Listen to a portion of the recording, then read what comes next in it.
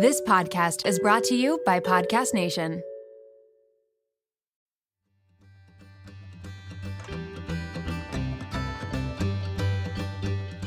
Welcome to As a Woman, Fertility Hormones and Beyond. I'm your host, Dr. Natalie Crawford, and I am a board-certified OBGYN and fertility physician, and also co-founder of Fora Fertility in Austin, Texas. With the goal of educating and empowering women, each week on this podcast, I discuss health and fertility and how they relate to your true self. Become a part of the community of collaboration that amplifies others as a woman. I hope you enjoy the episode.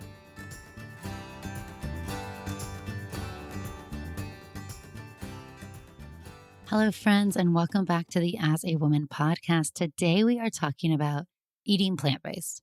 And this is not going to be an entire episode to try to convince you that you should eat more plants. I have plenty of those episodes already. And I think that data really speaks for itself that eating a diet more consistent, that's heavy in plants, whole foods, fruits, vegetables, whole grain, carbohydrates, lots of fiber, is better than eating processed foods and added sugar, right? We're not going to debate that anymore. But what I want to talk about is making the transition and making it a lifestyle and what things you can do. And just like everything in life, this is not all or none. By no means do I ever want anybody, a patient, a person, a listener, a follower, a friend, a family member, to feel like this is an all or nothing thing. One thing I say is when you treat your body kindly on most days, you allow yourself room to enjoy your life. Every decision you make is a decision either in support of or against your health and your wellness. And we really need to start treating our body in the way that it deserves. But first, let's dive into fertility in the news, and we are going to talk about the new Apple Watch. This is not an advertisement for Apple or sponsored or anything. I just want to talk about the new design because I think it is fascinating that there's going to be a temperature check in it. So what that means is the Apple Watch will now feature the ability to track your menstrual cycles and do basal body temperature. So essentially, the Apple Watch is going to be helping you determine your fertile window. So I think this is fantastic. So an Apple Watch, something that people wear all the time, it's going to have a sensor on it, and they're going to use that temperature data, and they're going to help you target your fertile window and when you ovulate, just like other BBT trackers will do or already do. I'm sure the other companies out there that already have BBT trackers are not thrilled with this, but this watch will have a sensor that's on the back of it close to your skin that is going to track your temperature. And it's also going to use your sleep feature. So after you have slept for 5 nights with the watch, it's then going to start tracking your temperature. And after 2 menstrual cycles of wearing the watch, you are then going to get predictive data based on your last 2 periods. So you will get a notification of when they think you will have ovulated and a confirmation when your temp rises after ovulation.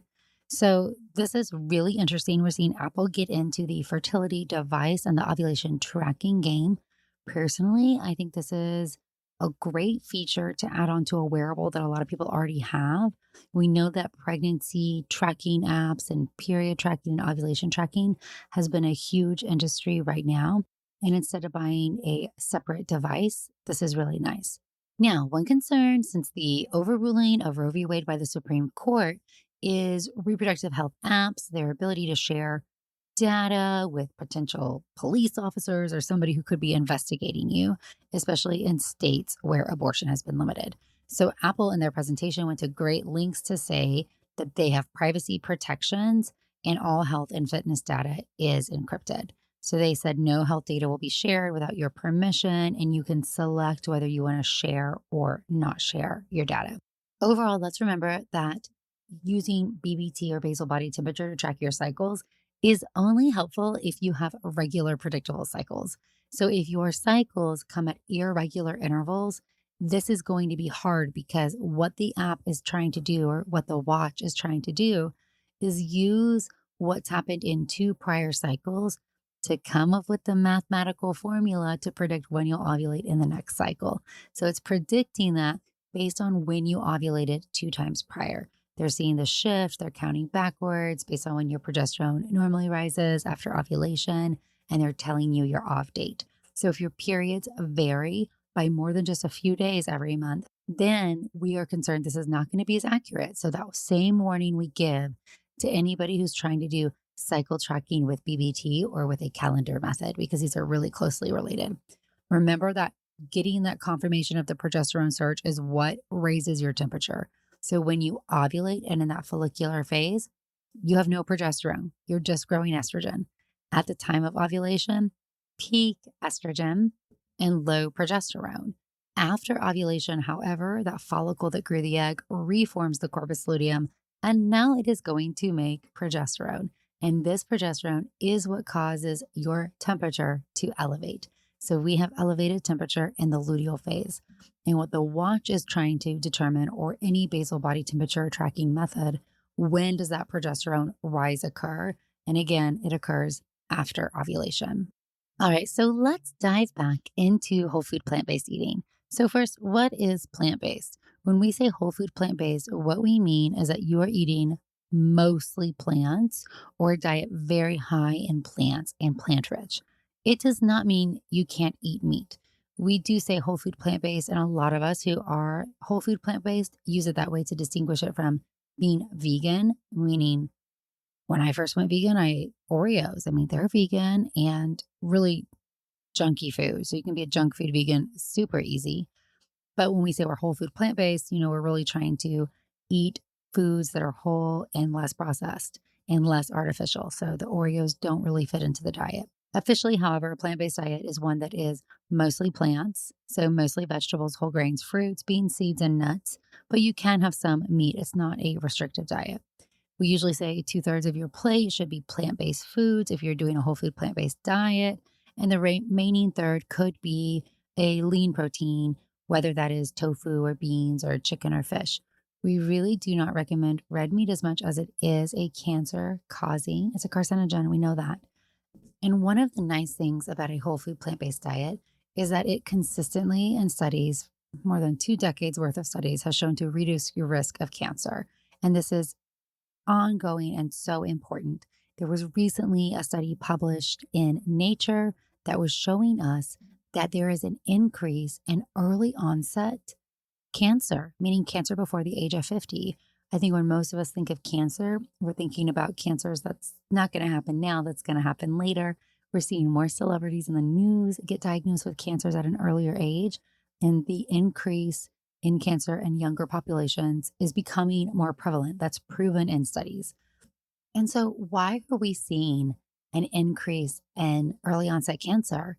It's our lifestyle. It's the modern lifestyle that we didn't previously had. And a lot of that has to do with our diet and other factors, how much we drink, how sedentary so many people are, our focus on screens and not being outdoors, and the lack of sleep.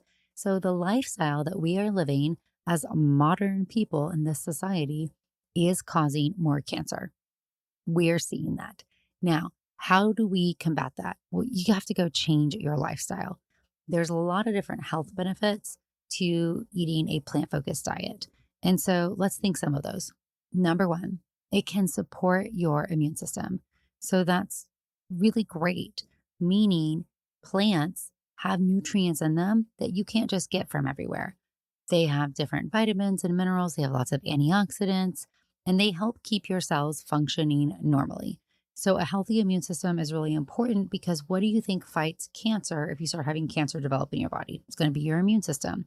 What do you think helps fight you against germs and other organisms and prevent you from getting sick? Eating lots of plants. What is going to allow your immune system to function more normally and not abnormally? Or if you have an autoimmune disease, right? What is an autoimmune disease? It is a malfunction of your own immune system, right? So if we want to support our immune system the best, plants are the way to do that. Plant foods also have been shown to decrease inflammation. And I could talk about inflammation so much. I actually talk about it a ton in my natural fertility course, in the Enhance Your Natural Fertility course, which is focusing on lifestyle and fertility factors. But inflammation in our body is really toxic to our cells. And what we know is that the antioxidants that are in foods that boost your immune system, they also can help neutralize some of these toxins and they can help decrease your inflammation. There's something in a lot of plants that are called antioxidants, and they grab something called reactive oxygen species or free radicals. And these things are really cause a lot of damage inside of our body, and they're really high in periods of inflammation. So when you eat things that are non plants that are highly inflammatory, you're increasing your inflammation. And when you eat some plants, you are eating things that can decrease your inflammation, and it's letting your body respond better to the world around you. We also have good evidence, and we know from studies, chronic inflammation damages your body. It has been linked to cancer. It's been linked to other inflammatory and autoimmune diseases. It's been linked to things like endometriosis and arthritis. So, a plant based diet helps you remove some of the triggers of these diseases in addition to allowing your body to fight them. So, that's amazing.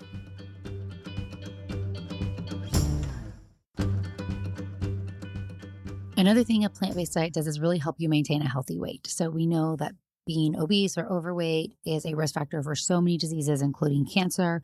There's over 12 types of cancer, including colon, breast cancer, uterine cancer, esophagus cancer, kidney cancer, pancreatic cancer, that are really sensitive to inflammation, hormone imbalance, and your weight. So excess weight causes more inflammation, and excess weight also messes up your hormones. So if you want to get pregnant or you're concerned about your fertility, having a healthy weight really helps keep your hormones in check. And that's because those fat cells, remember, they make some estrogen. And that estrogen tells the brain to send out less FSH, and less FSH doesn't allow you to ovulate as reliably or as predictably. So if you eat a lot of plants, one thing is that you're substituting some calorie dense foods or some sugar based or artificial processed foods with plants. You're automatically removing some foods that can be really bad for you. And plants are high in fiber. So fiber is present in all real foods that are out there, and it is really important in gut health. So I think everybody's been hearing about gut health, and that means that when your intestines, which are what absorbs your food and everything you intake, needs to be able to absorb nutrients, and we need it to be able to decrease inflammation. So fiber can help lower your cholesterol, it can help stabilize your blood sugar, it helps you have regular bowel movements, but it's also important to decrease your cancer risk. So eating fiber is extremely important. And having a plant-based diet, as we know, due to some of these factors, can decrease your risk of other chronic illness like diabetes, heart disease, stroke. All right, so I just said I wasn't going to tell you all the reasons why you should eat plants, but now I just spent 5 minutes doing so. So the take home is, why should you eat mostly plant-based foods? It's going to decrease your inflammation. It's going to increase your immune system functioning normally. It's going to help you maintain a healthy weight, and it's going to lower your cancer risk. And it's also going to improve your fertility. We have many fertility studies showing things like an increase in red meat has a decrease in blast formation in IVF studies. Well, that's not great. An increase in red meat is associated with worsening endometriosis. So that's also not great. And when you consume more animal-based products over vegetable-based products for protein, you have a higher risk of anovulatory infertility. So there's evidence across the spectrum that eating more plants is good for you. And this just makes sense, right? You have one body, you put in food, and it's going to impact your entire body, your organ systems, your fertility, your hormones, your weight, your cancer risk. It's all tied together. And probably a ton of it is tied to that inflammation. I truly think that inflammation is what is dictating so much of our health risk. So trying to focus on dropping your inflammation is huge. And one of the easiest and most modifiable factors is to take in more plants. Okay, so you're listening. Yes, Nat, let's eat more plants. I am with you. What do I do? How do I eat? It feels very overwhelming. To go all the way whole food plant-based is to be fruits, vegetables, grains. You do not have dairy. You do not have eggs. You do not have meat. That's how I live. That does not have to be how you live. What I usually recommend to patients is exactly this. I'm going to tell you right now. Plants should take up the majority of the food that you intake. So how are we going to do that? we're going to start by having meatless Monday. So absolutely no meat on Monday. Okay, it's a nice alliteration. I like it. It's easy to remember. You're going to plan out no meat in your meals on Monday.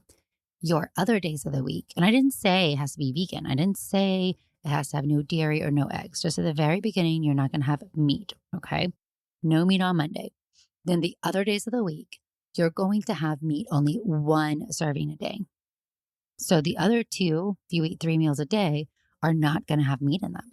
What you are going to find is that when you take meat out of your diet, because I was not born a vegan, was not at all raised this way. I actually was raised in a very meat and potatoes family where my meals were totally all about the protein. You're going to have a steak and you're going to have a carb and maybe you'll have a vegetable. I'm not even joking. It just really was not the culture probably so many of us grew up in. So this was a whole new way of eating. And what I found out is when I took that huge chunk of steak off the plate, what I have to put there, I had to figure out what to eat. You're automatically going to be filling with some more plants and better choices. All right. And then you're only going to have red meat one serving a week. So if you're a red meat person, you just love it, it's only coming one time a week. So pick one meal. So you have automatically dropped your animal products that you intake into your body down significantly by just making small modifications. So I usually say do that first and then go and try to say, well, do I really need dairy? Can I take out or limit some dairy? Can I limit dairy to one meal a day instead of every meal? Can I limit eggs or do I need eggs or do I like eggs? And this is for you. This is the diet, not a diet. This is the lifestyle that you're trying to achieve. And you're going to be listening to your body, but noticing that you're not trying to just eat a plate of scrambled eggs. We want to have something high in fruits and vegetables instead. So how are you going to achieve that balance? And it's going to take some time. So that's going to be number one step, restructuring how you think about your meals. Now, what do I do and how do I eat? Because we've got kids and it's really busy and my kids are really different. So my daughter has never had meat before her whole life. I had stopped eating meat for a substantial period of time by the time she was born. And I just didn't cook it in the house. So I saw no reason to make meat for a child. I also had done a lot of research at this time and truly believe that not consuming animal-based products is a much healthier way to live. So we just didn't cook it. It's not what we cook. It's not what we cook. So she grew up that way, never had any desire for it. And then as we got older and she saw what other people ate, I've always had the mentality, you can make your own decisions. I'm not going to impose what I want on you. You're a child. However, when you're in my house, like I'm making the dinner, I'm not making special dinner. So we eat the same things at dinner. That's what we eat at home. Those are the meals we have. But when you're out, when you're at school, when we order from a restaurant, even if we're eating in our house, you can order whatever you want. So if you want to eat meat, if you want to order chicken, I don't care. You're a human who gets to make their own choices, and I'm not here to restrict you. She knows that we don't eat it to be healthier, and she has chosen not to eat meat because she's ethically very inclined. She loves animals, and she has no desire to eat an animal. The end.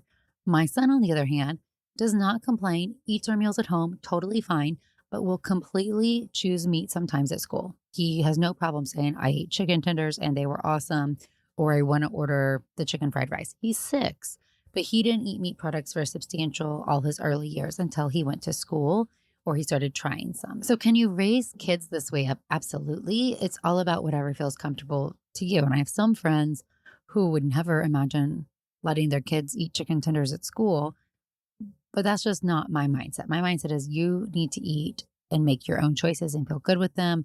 I know that if I make something off limits, it's going to become super enticing. But really, we're just trying to model good behavior. And you know what?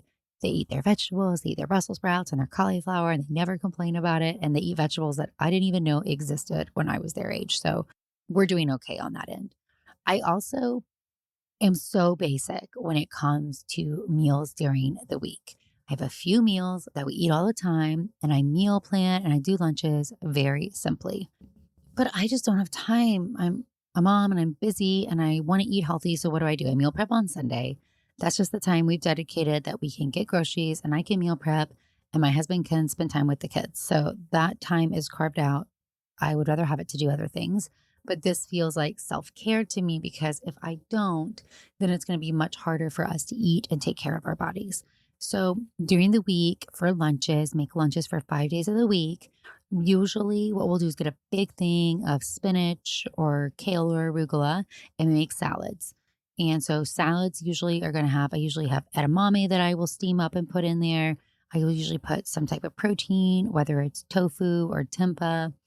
I usually will add in some type of fruit. Like I just love fruit in salads. So grapes, blueberries, or strawberries, or apples, and then a nut.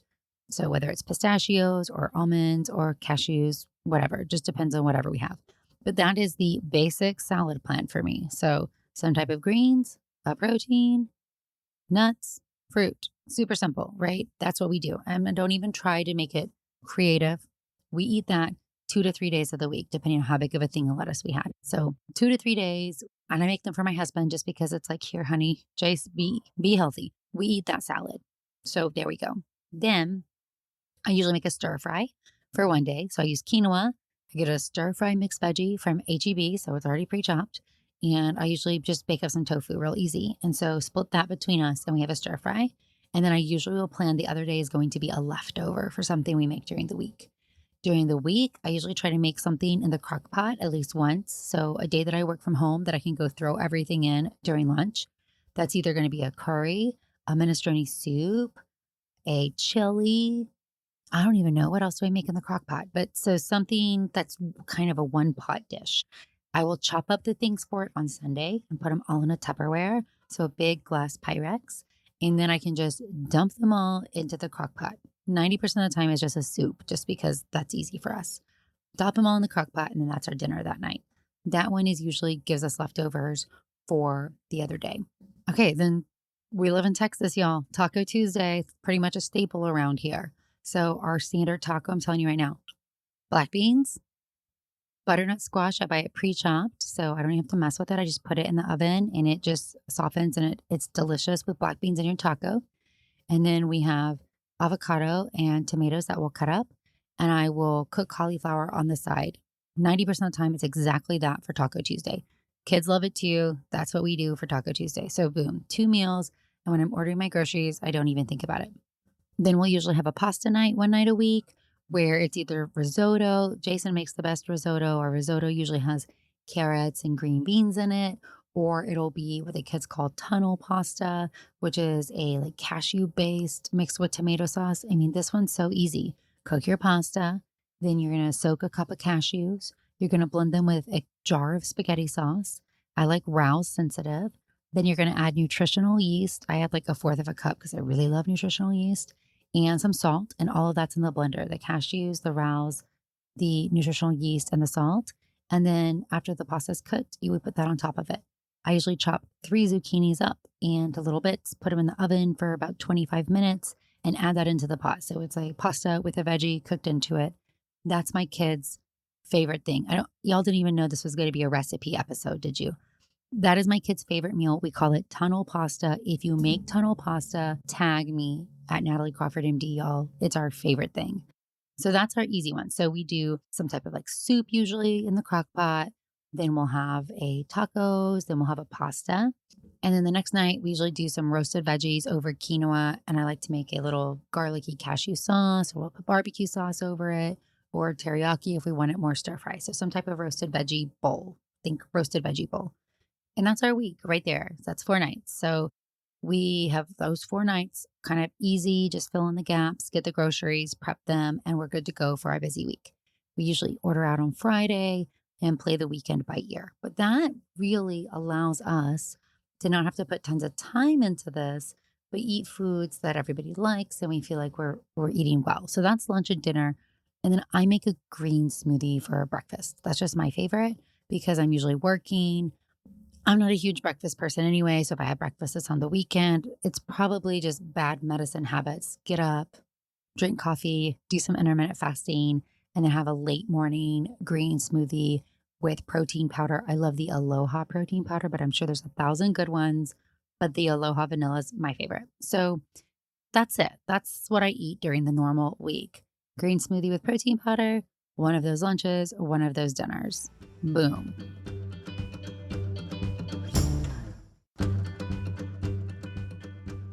So when people tell me, oh, eating plant-based must be so hard, I don't know how you do it, I could never give those things up, I completely understand. I don't think you're being crazy. I said for a really long time, I don't know how I'll give up cheese, meaning I was vegetarian for quite a bit before I went full on vegan or plant-based purely because of cheese. Cheese was the thing I was holding on to. And I will tell you, I never want to have cheese again. I have no desire for it. When you don't have it, you will not miss how it makes your body feel, dairy in general. And now there's so many vegan cheeses like cashew based cheese that are just even better than the real deal. But it's hard, mostly because change is hard, change is scary, and eating is something that is ingrained in us. We learned that. We learned that from our parents or our cultures. And so trying to figure out a new way to eat, even if we intrinsically know that it's better, is really hard. So I'm not here to judge you. I'm here to try to help you. So that's what I eat in a normal week. And I told you how I frame it to patients. Meatless Mondays, have a meat in one time a week, the other days of the week, red meat only once. Automatically, you're upping your plants all the way and then start to tailor it back. I'll just have meat on the weekends. Or maybe you do what Rhett does and you just have meat when you order out and you just cook plant-based at home. That's easy and awesome. So whatever you can find that works for you, I promise you this, you're going to feel better. It is one of the best acts of self-care you can do is to treat your body kindly and to decrease your own inflammation that you are putting in through your digestion and letting your gut absorb. So I'm hopeful that some of these tips were helping you. I do want to say I do have the Enhance Your Natural Fertility course where we go into some of this even more, but that is on nataliecrawfordmd.com. You'll see it right there on the fertility course section. We have so many people signed up. It's an amazing community. We have live office hours and way too much education to learn. So if you're interested, go and check it out. I also want to say that we have Doctors for Fertility, which is a nonprofit organization that your doctors all over the country have started to try to advocate for your reproductive rights and make sure that politicians are not taking them away, especially when it comes to your fertility and your pregnancy care. We would love it if you would follow us at Doctors for Fertility on Instagram and consider sharing what we're doing and helping us spread the news. All right, well, now it is time for our weekly Q&A. So this is For Fertility's Sake, FFS. This is your weekly Q&A. I do want to remind you that you can ask these questions every week on Monday on Instagram at nataliecrawfordmd, or you can call the voicemail, write the number down, 657-229-3672. Again, that is 657-229-3672. We are going to be doing some Q&A episodes all pulled from the voicemail. I know when I post on Instagram, I get thousands of questions. You guys are amazing, but there's no way to cover them all. But the voicemail, there's so many fewer of them, we are going to be highly prioritizing. So if you really want your question answered, then do not hesitate and call the voicemail. All right. Can you have sex during the egg retrieval or frozen embryo transfer process? For the most part, no. For a variety of reasons why. Sometimes I will let people the very early start of it, doesn't really matter. But if we just think about it, number one, in an egg retrieval process, you don't want to have an infection. Number two, not every egg always gets aspirated. You can ovulate some of them. And there was a case of somebody who was an egg donor who had sex around her egg retrieval and ended up getting pregnant with like quintuplets, something terrible. So you could get pregnant with high order multiples. You could get an infection. And during the frozen embryo transfer process, same thing, you could get an infection, or there's some evidence, even though it's not stellar, that intercourse and orgasm might cause uterine contractions and potentially make it harder for an embryo to implant. That hasn't really been proven in any big study, but it's just safer not to have intercourse until you've seen that baby with a heartbeat. All right, what questions should we ask in a preconception visit? This is a really good thing. Number one, you should have a preconception visit. Do you even know that's a thing? You can go to the OBGYN and probably 90% of them, their favorite appointment slot is a preconception visit. This is when you talk to your OB before you are getting pregnant. They are going to draw some blood work to check for genetic diseases.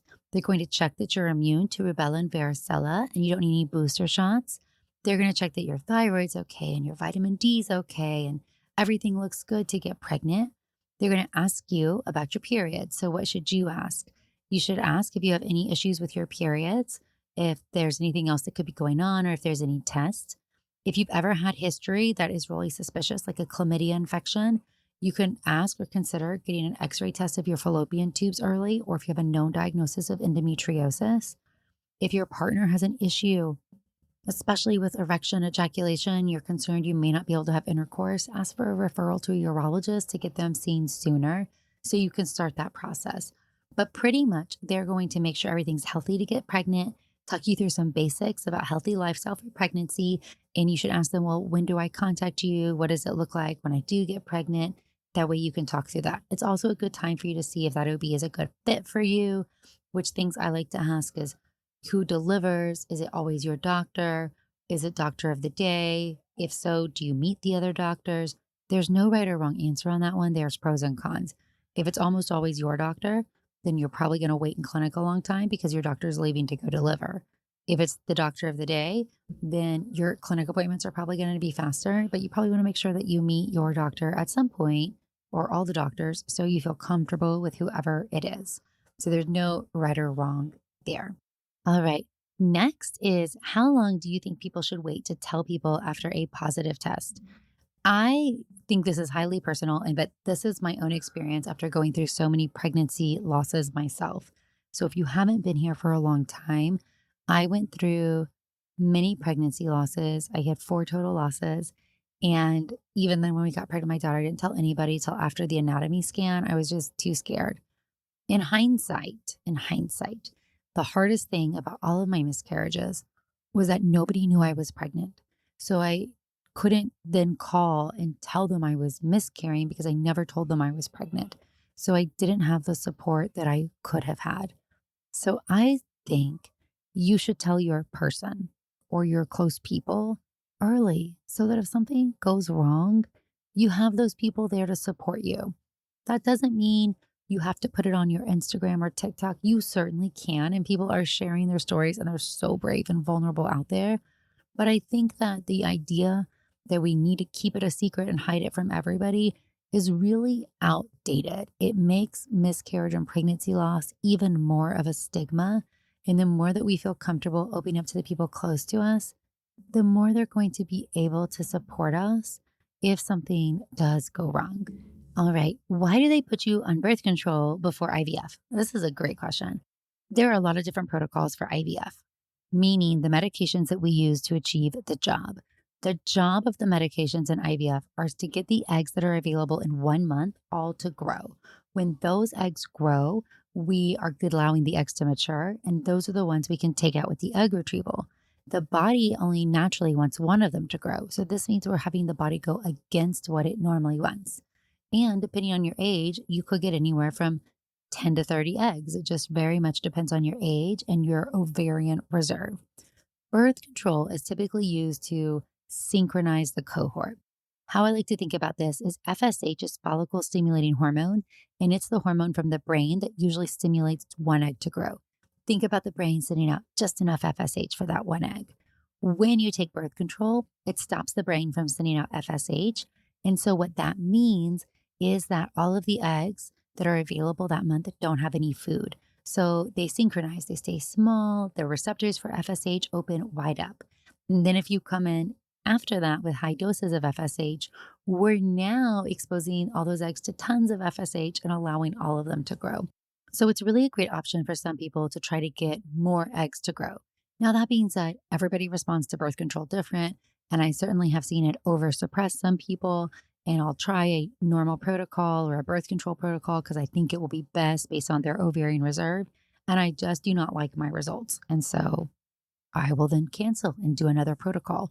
So it's not always perfect for everybody, but it is a very common thing that we use in IVF to try to optimize the number of eggs that you can potentially get. All right, I'm going to end with, does intermittent fasting negatively impact your fertility? I think I just told you earlier that I tend to intermittently fast just naturally as a part of my workday. Overall, it has not been shown to negatively impact your fertility. That being said, when you're going through fertility treatments, we really don't want that to be a time period where you're trying to lose weight. We don't want to stress the body out more. So I don't really love prolonged fasting. When you do intermittent fasting, some people do a prolonged fast. They do a really long interval. I don't love that when you're trying to get pregnant. I do think, though, intermittent fasting, meaning having a fasting window or eating a little bit later in the morning, does allow your body to become a little more insulin sensitive. And that is a really good thing. We want it to respond better to insulin in order to not have a lot of extra sugar lying around. So I allow patients to intermittent fast. I just don't want a very super long fasting window. And I do not like us to be in a calorie deficit when we're trying to conceive. So if we have weight to lose, I like to do that first and then try to get pregnant. All right, you guys, I hope you have enjoyed this episode. I am so appreciative of all of you. Thank you for all of your support in this podcast, all of the questions that you ask for fertility's sake. And remember, we are doing Q&A episode coming up from the voicemail 657-229-3672. And the questions we've gotten so far are so good. You're going to love it. Thanks, friends.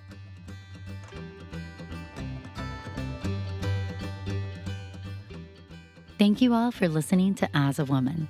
It would mean so much if you could rate, review, and follow the podcast to be notified of new episodes every Sunday. I hope you learned something new, and I hope you share it with someone in your life. Be sure to follow along on Instagram at nataliecrawfordmd and check out the YouTube channel Natalie Crawford MD. If you're interested in becoming a patient, you can also follow Fora Fertility. I'm so thrilled to have you here, part of the community that amplifies others as a woman.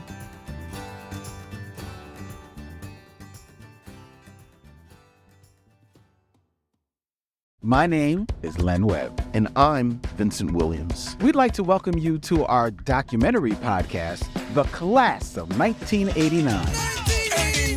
Over the course of 6 episodes, Vincent and I will examine the importance of 6 Black films that came out in '89 and how they shaped and influenced popular culture, filmmaking, and society in general. Come on, sucker. Let's get it on.